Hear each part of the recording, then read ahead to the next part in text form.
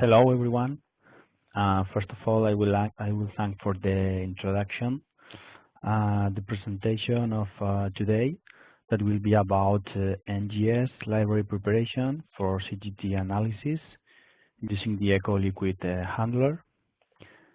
So I will show you the table of contents, in which we will start with a brief introduction about the company and what a single gene disorder is, just to understand the benefit of the carrier screening programs that can be available in the market, and particularly to explain the carrier screening program called the CGT. That's the one that we are offering in our company and in which we have applied the Echo technology. Then both methodologies will be compared, the classical or manual CGT protocol compared with the CGT protocol using the Echo Liquid Handler, and we'll go through the results and limitations for both of them. And finally, we'll see future directions that we have planned to do with the Echo in our company. So IGENOMIX is a company focused on genetic tests for reproductive medicine. We already have 10 laboratories all over the world, and some new labs are opening during this year. This is an overview of the portfolio of the genetic tests that we offer in the company, and the main services are divided into 3 different areas inside the reproductive medicine, that are the preconception area, the preimplantation area, and finally the prenatal area. In the preconception area is where we will find the CGT test. That is the focus of this presentation. That is a carrier screening program that aims to determine the risk of having a child with a genetic disease for patients before getting pregnant. And according to these CGT results, there are different reproductive options that can be planned for them. Then the second one will be the ERA test that checks for the endometrial receptivity.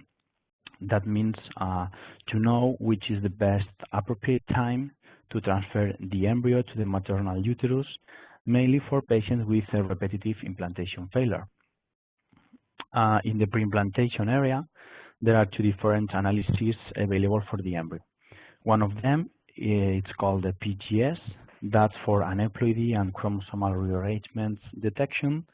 And the second one, called PGD, that allows to the detection of gene mutations in embryos that avoid the inheritance of a specific single gene disorders in the offspring of couples that are at risk.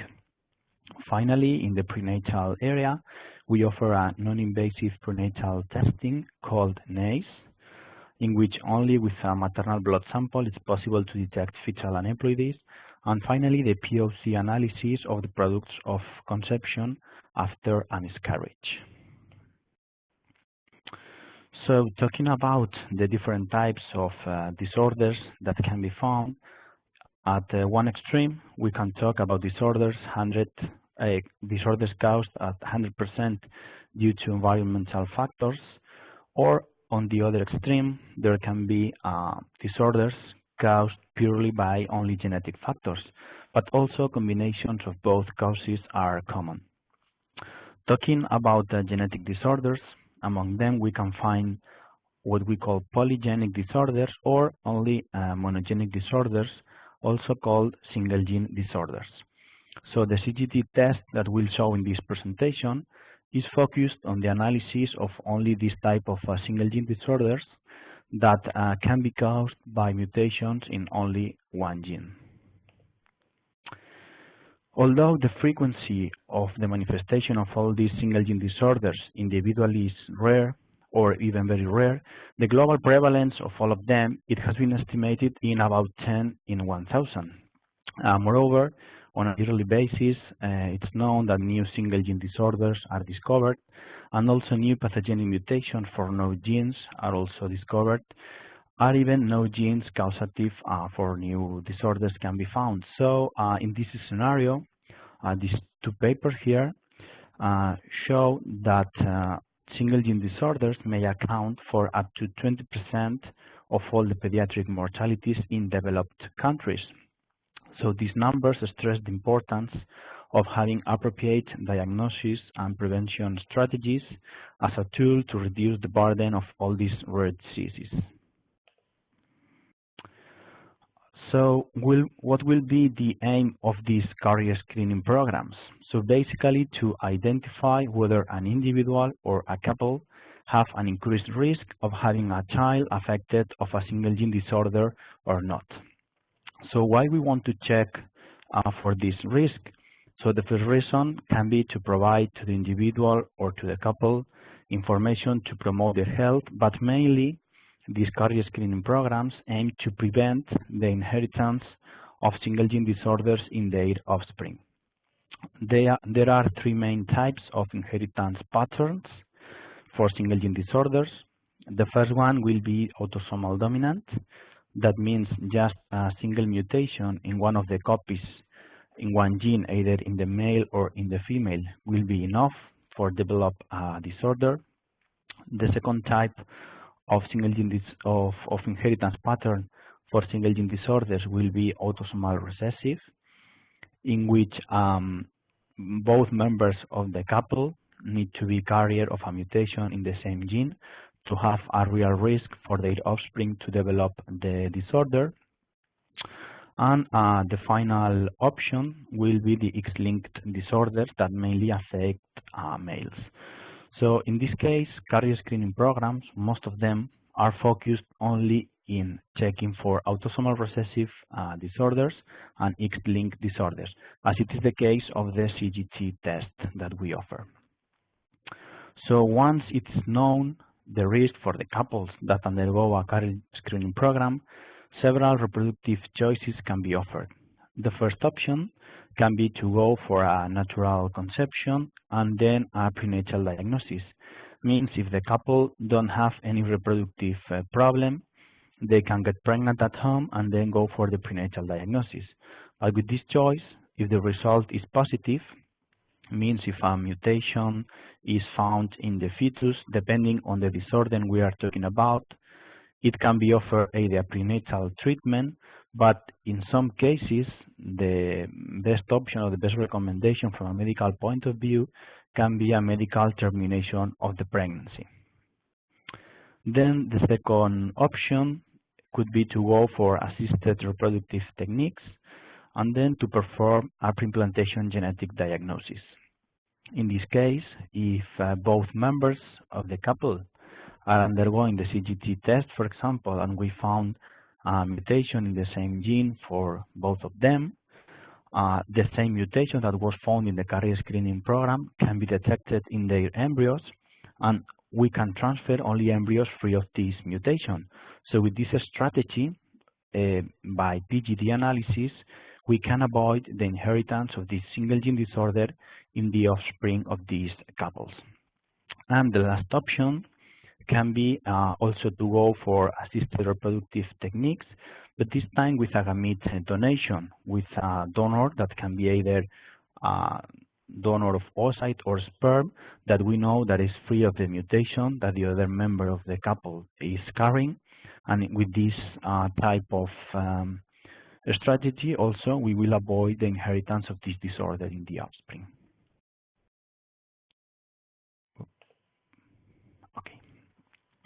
So carrier screening programs started in the early 70s. And to detect the risk for a couple to develop a single gene disorders, we can say that at that time 2 steps were needed. The family history was really important at that time because the type of testing available was only to test gene by gene. Either one gene or few genes can be analyzed, with the aim of analyzing only a few mutations that were previously known to be causative of the specific disorder. Later on, with the appearance of array technology, the panels of genes tested by array were becoming more common, and all of them incorporated also only known mutations, but the number of mutations that can be tested at one go with this technology is much higher. We are talking about hundreds or thousands of different mutations that can be tested simultaneously depending on the panel. However, nowadays, with the appearance of the next-generation sequencing technology, there exist more options in the reproductive market, and sequencing panels are open to analyze all potential disease-causing mutations by sequencing off all the coding exons for all known genes. In this case, it's possible to analyze a larger number of variants and genes that can be analyzed simultaneously. So there has been a significant improvement in sequencing technology that has led to an increase in the detection rate while reducing the cost per sample. So this type of technology generates cost-effective information to analyze at one go hundreds or thousands of genetic regions, but different options can be available. Therefore, we have to decide which one fits better to our purpose, because we can move from the analysis of all the whole exome, or to go to another option that will be the analysis of the clinical exome, that's with a lower number of genes analyzed, but that will include all of the genes that are properly known to be related with any particular disorder. Or another option is to go for any of the specific panels that can be available in the market. As for example, one of the cases will be the CDT test that we are offering in this presentation. Talking about the next generation sequencing, this slide highlights the most important steps of basic NGS protocol. Okay, it will include initially a step of library preparation and subsequent indexing of all the samples. And after indexing, that it's like the introduction of a barcode specific for every sample, all samples can be put all together in a single pool. And then different protocols may have different steps from pooling to sequencing, but finally the goal of all of them is the same, is to analyze a higher number of samples with a cost-effective approach. For this type of NGS protocols, it's worth to remark the quality control checkpoints that can be different depending on the steps of the protocol we are working with, but all of them are important to be sure that all the samples are properly managed before putting them into the sequencing step. And the final step for all these sequencing protocols, there will be, after assembly and alignment, to get the final variant calling for the samples analyzed. So now that we have seen an overview of what NGS is, we can explain in particular the CDT methodology.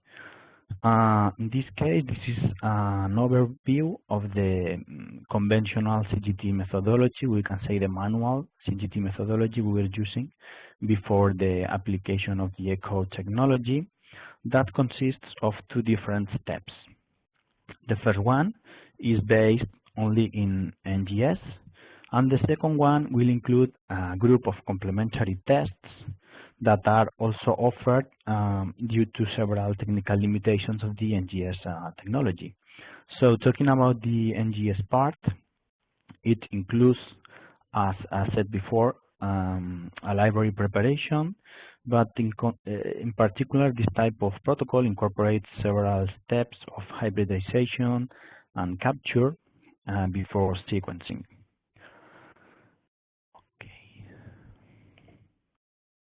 Okay, this is the list of the 6 genes that I said before that we analyzed as separated tests.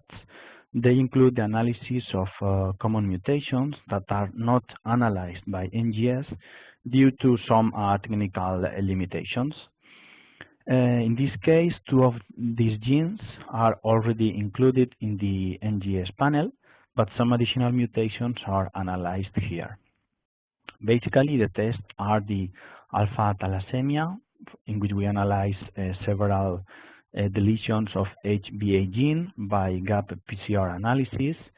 Then there are 3 types of genes that are analyzed by MLPA technique. That is DMD gene for Duchenne and Becker muscular dystrophy, the deletion of the exon 7 of SMN1 gene for spinal muscular atrophy, and then part of the CYP21A2 gene. The another important test is for the analysis of the inversion of intron 22 in factor VIII gene for hemophilia A, in this case using a long PCR analysis. And the last one is the analysis of the CGG repeats of FMR1 gene, causative of Fragile X syndrome, that we analyze via triple primed PCR.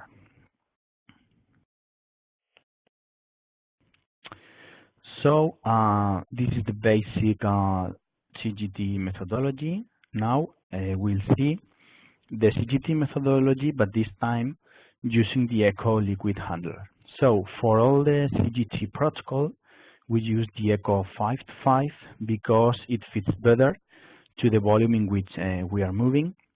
We work in a range of 2.5 microliters up to 12 microliters in 96 well plates. In particular, we use the echo 5:5 for some steps of the protocol, not for all the protocol. We use it for sample preparation before starting with the protocol, and then for library preparation for NGS purposes. And at this point, I would like to remark that for using this type of library preparation, we are handling different type of liquids, different type of reagents that have different liquid properties. So depending on the liquid you are using, you should use a specific calibration for the echo system, but all the type of calibration for the different reagents you may find in the market are already taken into account by lab site people. So you just need to try which one works better in your conditions, and then you can use this calibration for the specific step of your protocol. So going in detail to the different steps in which we use the echo for NGS preparation, the first one will be sample preparation that basically consists in DNA dilution. As we can see here in this picture on the top right, this is how the echo will dispense the water to the sample plate that will already contain the DNA samples. This is the type of plate with 6 big wells that we fill with water, and that will be the source plate this time. So performing the DNA dilutions with the echo methodology reduces the hands-on time to prepare the sample plate, but also the higher echo precision allows us to avoid serial DNA dilutions to reach the expected target of DNA concentration. How does it work? So by the manual protocol with the manual pipetting, what we do is several DNA dilutions that for every step includes first initial quantification of the DNA, then a manual dilution that has to be checked again, the quantification of this dilution, and then we have to perform a second dilution because precision of these dilutions cannot be as good as needed, so we'll need a final step until we get the last dilution at 5 nanograms per microliter. That is the target DNA concentration we want. However, using the echo technology, we are able to move directly from the initial genomic DNA quantification to the final step of 5 nanograms per microliter. So we can put the specific DNA amount in the plate that we can see in the image here, and then the echo dispenses water with higher efficiency. So we have proved that only with we don't need to go for the serial dilutions this time, and with several DNA quantifications. Okay, the second part for which we use the echo liquid handler is for the library preparation. Thus, as I said before, different calibrations are needed here depending on the reagents used. So the first step for which we use the echo here is for the fragmentation of the genomic DNA, and for this type of reagents we use as a source plate this 384 plate, in which in some of these wells we can dispensate different type of reagents, and there will be dispensed one by one by the echo. In the first step, there will be the tagmentation buffer and as well as the tagmentation enzyme that after the echo dispenses it directly to the sample plate where we have the DNA dilutions. We can take the sample to the thermal cycler, and after the protocol of the thermal cycler, the same plate can be introduced directly to the echo, and again the new step in which echo is will dispensate the new reagent is the stop tagment reagent, and after this step there are a cleanup step in which we use magnetic beads. So this is one of the limitations of the echo, that it isn't able to work with magnetic beads, for example. So the only way of performing this cleanup is manually. However, after this cleanup is done, we will move the cleanup product to a new plate, and again in a new reservoir plate we can incorporate the reagent for next step. That this time there will be the double indexed as well as the Nextera reagents, and after echo dispenses it, we will go to the thermocycler again, then a second cleanup and a final quantification. So following all these steps, we will have the final library performed with the help of the echo system. Then we also use the echo for sample preparation of several of the complementary tests. Concretely, we use it for DNA dilution of MLPA-based protocols. The way of dispensation of the water this time is the same as I said before for the DNA preparation for NGS library purposes, and this time the echo also reduces the hands-on time to prepare the plate, but also the higher precision of the echo offers very stable results in this protocol. And it's worth to take into account that these MLPA-based protocols are quite sensitive with the DNA quantity and with the DNA quality. So we wouldn't find all the good results that we are finding with these MLPA-based protocols if the initial sample starting wasn't with quality enough and the quantity enough as we can get with the use of the ecosystem. So this slide shows a comparison of both types of methodology that we have seen. On the left side, we see the estimated turnaround time for a manual protocol for working with 2 plates of 96 samples each. So the DNA extraction plus the sample preparation of all these 192 samples, it takes about 1 day minimum. The next day is used only for library preparation, 100% by manual pipetting. And then after the 3rd day, hybridization and capture will happen. And at the end of the protocol, it takes up to 6 days to get the final results. However, with the echo protocol, due to the higher precision and the reduction in hands-on time, it's able to perform all the steps of sample preparation plus library preparation just in 1 day. So in this scenario, we are able to finally reduce at the end of the protocol 1 day for the turnaround time. Now we'll go to see the CDT reports. First of all, this is an example of a report that we can find. That will be an individual report in which the combination of the results of all the complementary tests plus the NGS result will appear, and after interpretation of the positive results for every test, genetic counseling will be provided to the individual. In this case, there will be an example of a report for couples that really will be the combination of 2 individual results. In one way, the individual CGT result for the female, on the other way, the individual CGT result for the male, and there is a combined analysis of both of them to determine their risk for the offspring.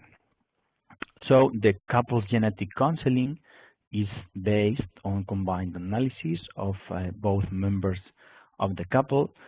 And finally, what CGT will answer is if both members of the couple are carriers or not for a mutation in the same gene, or if the female is carrier for any of the X-linked disorders that are interrogated by the test. In any of these two scenarios, specific genetic counseling will be provided to the couple. So these are the results of the manual protocol from October 2015 until December 2016, where we ran more than 6,000 samples and 314 of them were couples.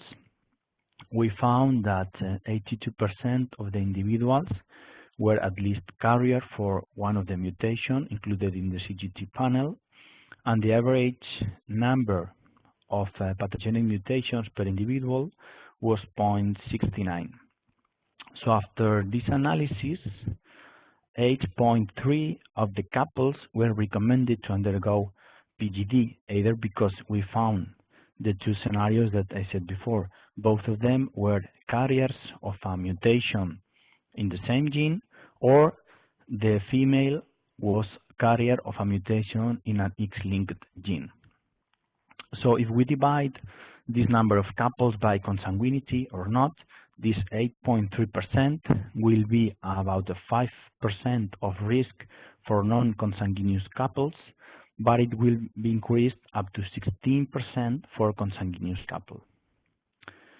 So similar type of results were found when using the Echo liquid handler since January 2017, when we started working with it, until July 2017. That close to 5,000 samples were analyzed for more than 300 couples, and 92% of the individuals were carriers of at least one mutation, with an average of pathogenic mutations per individual of 1.73. And in this case, 9.3% of the couples were recommended to undergo PGD, 6.9% for non-consanguineous couples, and more than 22% for consanguineous couples. So regarding the limitations of this test, as I said before, the Echo liquid handler wasn't able to dispense genomic DNA, at least in our conditions. Then a specific source plate calibration has to be adapted to every different reagent used, depending on their liquid properties. That point is crucial. Then the type of protocol we use, we found the incapability of the Echo to work with samples containing magnetic bits. So this part of the protocols have to be done manually. And then limitations about the test itself is that it doesn't detect 100% of the disease-causing mutations for every gene, but clinical sensitivity was estimated in a range between 80 to 95% depending on the gene, and the global analytical sensitivity was higher than 99%. Then germline mosaics can be detected with this technology, and finally a negative result does not exclude at 100% the possibility of occurrence of a de novo mutation in the offspring. So in summary, we have seen that the Echo reduces the hands-on time for sample preparation plates in MLPA-based protocols and in NGS-based protocols. We know that MLPA-based protocols are quite sensitive to DNA quality and DNA quantity, but the use of the Echo for DNA dilution before starting these protocols offers stable results. And then for NGS-based protocols, the higher precision in DNA dilution allows us to avoid serial DNA dilutions to reach the expected target DNA concentration. And the Echo reduces the hands-on time also for NGS library preparation. So in general, for CDT methodology, the combination of advantages using the echo liquid handler in sample preparation as well as in NGS library preparation allows us to a final reduction in the turnaround time of 1 day. Regarding results of the CGT test, after screening for 1,905 individuals following the CGT protocol using the echo liquid handler, functional DNA variants or mutations were found in 92% of them, with an average of 1.73 per individual. 9.3% of the tested couples were found to have a high genetic risk, close to 7% for non-consanguineous couples and 22.4% for consanguineous couples. And all these data are comparable, similar with the data obtained following the manual CGT protocol. Then to obtain a negative carrier screening result reduces dramatically the likelihood of having affected offspring for the single gene disorders tested, but always a residual risk of being carrier will be there. And then NGS-based expanded CGT analysis constitutes a powerful tool to predict risk for Mendelian disorders, and this test, coupled with the ECHO system, makes the test more affordable and widely available to a higher number of patients. Then, in our company, we are happy using the ECHO, and we have planned some future directions to work with this system. And concretely, we plan to use the ECHO for sample plate preparation of every protocol requiring a sample dilution. It's been already introduced for some PCR-based protocols that are out of the CGT tests. Also, we plan to use ECHO for every NGS protocol of the company, and currently the validation for the ERA RNA-seq protocol using the ECHO is available. And next steps will be to validate for the DNA sequencing protocols for PGS analysis.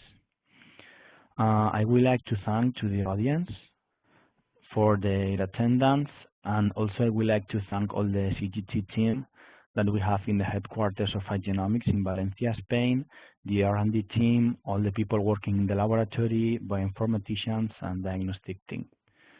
Thank you so much for your attendance. And good morning or good afternoon to everyone, depending on where you are in the world. I think we had a terrific introduction there to what the ECHO can do within the genomics field, in particular in the scope of NGS workflows. And what I wanted to do is just spend a brief amount of time giving you a little bit deeper introduction into LabSite as a company, where we've come from, and also give you a little bit deeper understanding into the technology that underlies the ECHO acoustic liquid handling instrumentation. And I'll finish up with applying that specifically to genomic applications.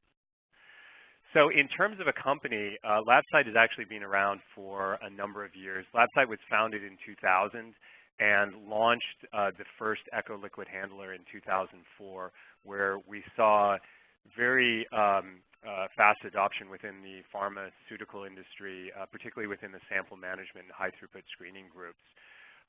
The first ECHO liquid handler was such a success that we soon saw the desire to incorporate it into the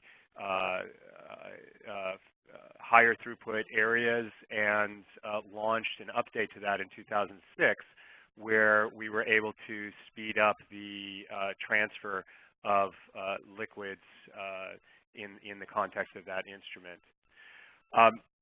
It was then in 2011 that the team had been working on various ways of interrogating different fluids within the system, and we released a technology which we refer to as dynamic fluid analysis, and I'll go into a little bit more detail to that a little bit later in the presentation here.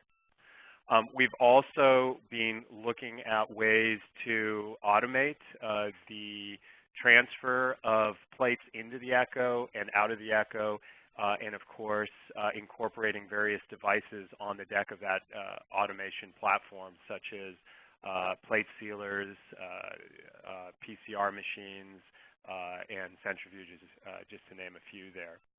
And then in 2013, as a response to the need to transfer larger volumes of liquid, the Echo 525 liquid handler was launched.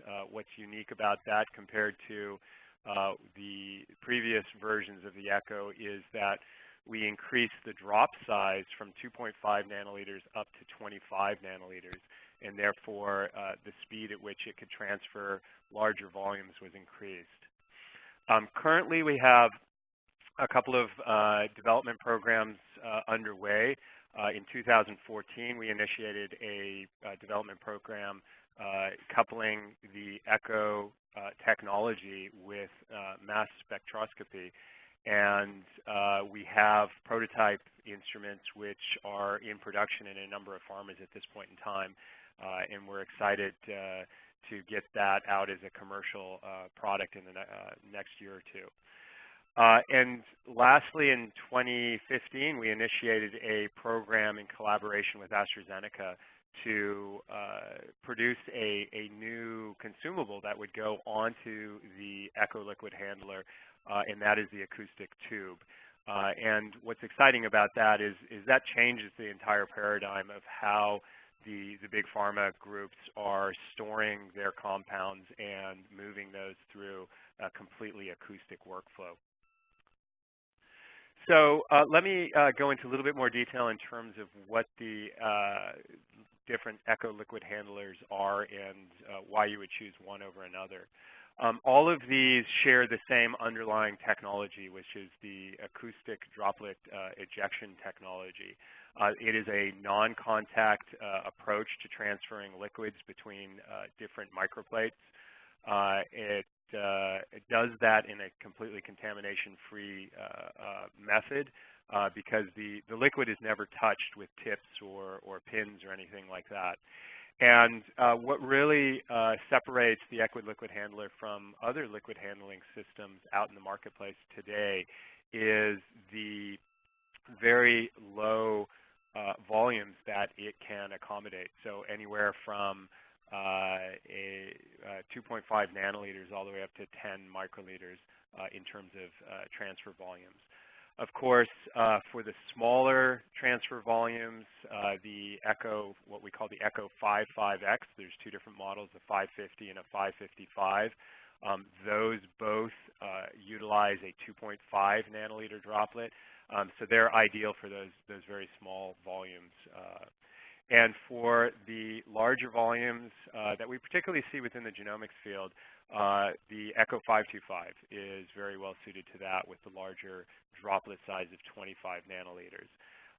In each case of those instruments, the accuracy and the precision that we're able to achieve is highly comparable across all of them.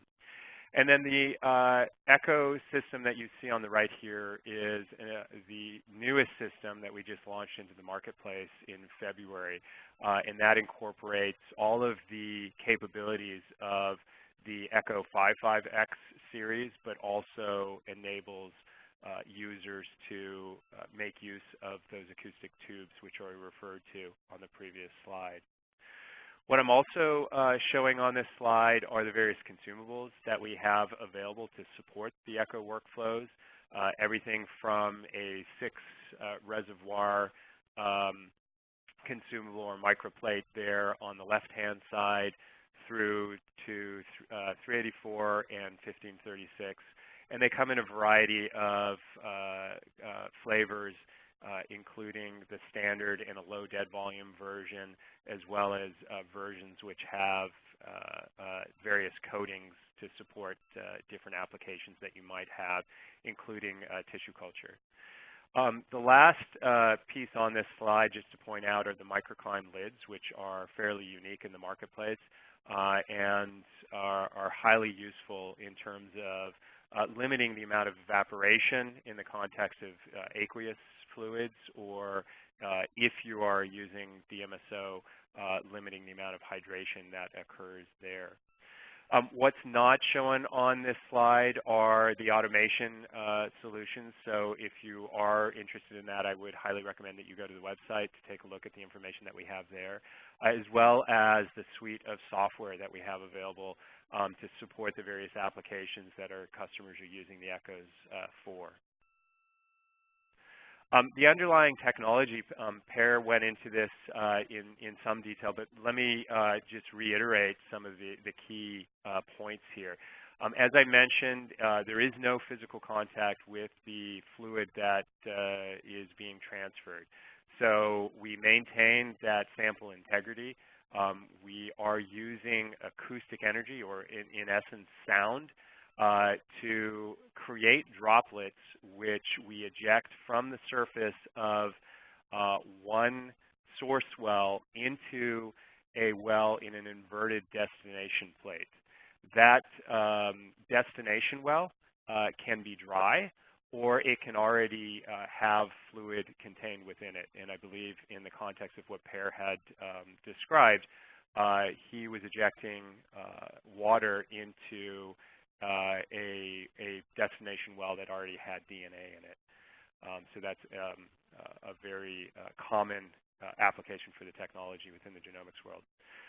What you're seeing at the bottom of the illustration here is an acoustic transducer that essentially creates the sound energy and focuses it to the surface of the liquid that you want to transfer. In order for that sound energy to be transmitted into the well, we utilize a coupling fluid.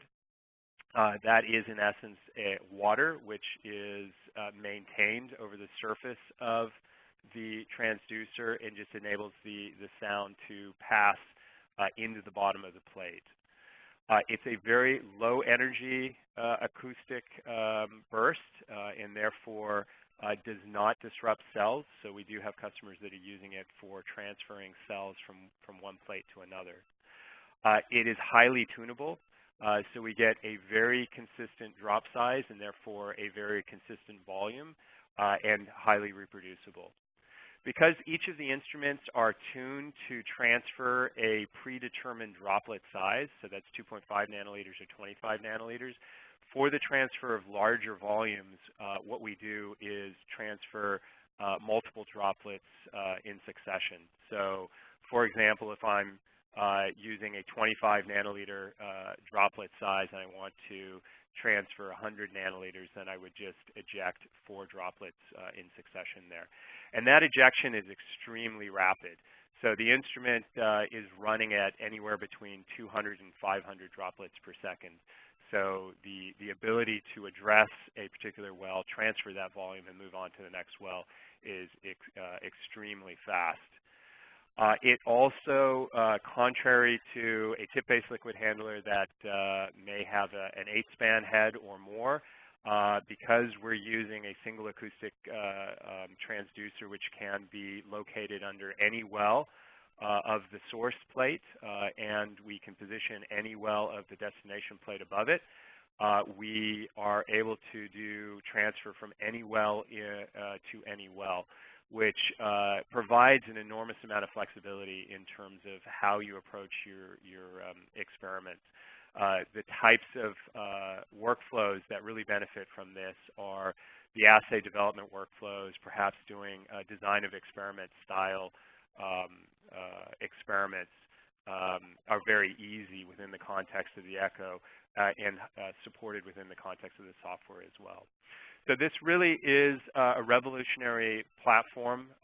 It enables our customers to reduce the volumes that they're working with, and in conjunction with that, the costs. And I'll give you an idea of what that looks like in a later slide. It's also very high accuracy. So the specification for the instrument is plus or minus 10% in terms of accuracy, but typically our customers experience a much, much better accuracy than that even. And then in terms of precision or reproducibility there, the specification is better than 8% CV percentage.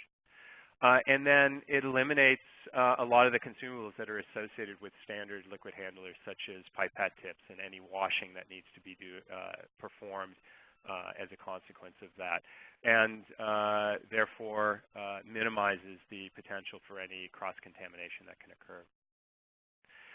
So I want to go into a little bit of detail in terms of one of the very unique features of the echo, and that's dynamic fluid analysis. What this enables us to do is adjust to the fluid properties in real time. So as we're going across the plate, we're interrogating each of the wells.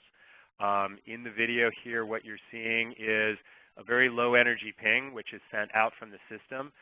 It's not designed to result in any transfer, but what we do is we listen for the echoes that come back, and there's 3 echoes that we are looking for. The first one is from the plate bottom, and then the second is from the well bottom, and the third one is from the surface of the fluid that's in the well. And from that, we can derive a number of parameters that describe that particular liquid. Most notably, we can understand what the fill volume of the well is, and that is utilized to focus the sound energy at the time of the droplet ejection appropriately. But we can also determine the impedance of the fluid within the well. And impedance is just a measurement of how sound will travel through that particular fluid, and can be influenced by additives such as glycerol or surfactants, DMSO, will all change that. So it's incredibly important to be able to understand that. And because we can do this in real time, what we enable is a user to utilize the instrument without any manual intervention. The instrument is making all of the adjustments automatically as it goes across the plate, interrogates the sample there, and then tunes the system to transfer from the source plate into the destination plate. And as a user, what that means is that you have the ability to use a very wide range of fluids. And so those could include things such as cell lysates, a number of various reagents at various different concentrations that are typical for the genomics world, including glycerol, including various surfactants, as well as DNA and RNA. There is no operator intervention, so once you've selected your calibration, so this was something Pere had referred to, you hit go, and the instrument is able to make those adjustments within the context of that calibration. The calibrations are done at the factory. They ship with the instrument.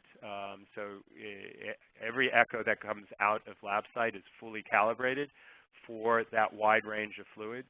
And the calibrations are aligned with broad characteristics of the fluid itself. So, for example, we have specific glycerol calibrations. We have specific surfactant calibrations, and then calibrations for aqueous. So it's really very easy to associate a particular fluid with the appropriate calibration there. And all of this culminates in a very reliable performance, irrespective of the type of fluid that you're wanting to transfer. Enables that miniaturization with really no data quality loss. And in many cases, our customers see that the quality of their data actually goes up despite the fact that they're going down to smaller volumes. So to bring together the echo advantages here, I just want to present them in sort of 4 major buckets.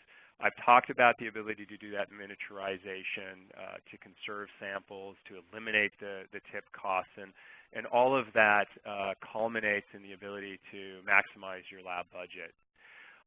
We also see that our customers are minimizing the assay reruns as a result of higher quality. They're eliminating pipetting variances associated with manual steps. There is not the sample loss that is commonly seen with a tip-based system, or the potential for cross-contamination. And lastly, something just to think about is, what bioactive leachates may be coming out of the plastics that you're using, and tips are one notable source for those types of leachates that may impact the type of assay that you're doing and the results that ultimately you will get. We have I've talked about the speed of the system and how quickly it is to do the design. There is a functionality within the software that enables you to pre-test any protocols that are run. There is the ability to combine multiple reagent combinations. I would say within the synthetic biology marketplace that is a huge benefit, but also within genomics per se, the ability to pool, for example, multiple libraries that come out of a next-gen sequencing workflow is something that the Echo accommodates very easily. And then the ability to transfer multiple fluid types and concentrations from a single plate, given that the instrument can adjust on the fly to those different ones, enables your experiments to be done extremely rapidly and gives a tremendous amount of flexibility in terms of how you're approaching those.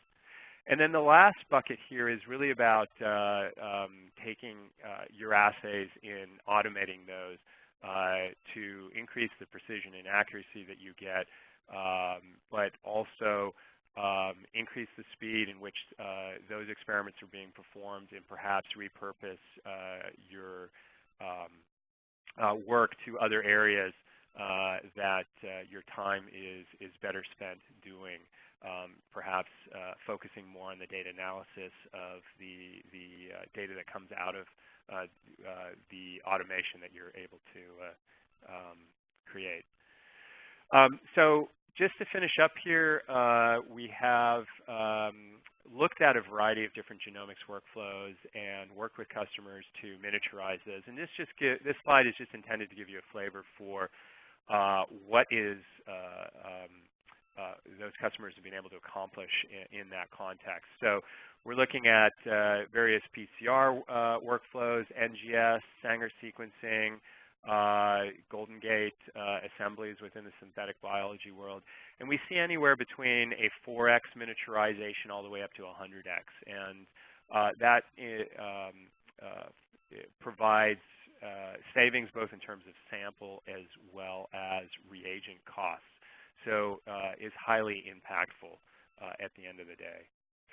So just to finish up here, what I've talked about are some of the main advantages of the ecosystem. It's ready to go out of the box. It readily integrates into automation systems, both provided by LabSite as well as other third-party integrators out there. I think key is that it's a contact-free transfer system. It doesn't require tips. It can do any well-to-any well transfer. It has an enormous amount of flexibility in terms of how you're able to address both the source plate wells as well as the destination plate wells. And because it works at very low volumes, it doesn't require that pre-dilution. I think Pere had a very good example of what it was doing in the context of their particular workflow. And lastly, I think particularly impactful to the genomics world is the ability to miniaturize those assays, save money, speed up the work that you're doing without giving up any data quality at the end of the day.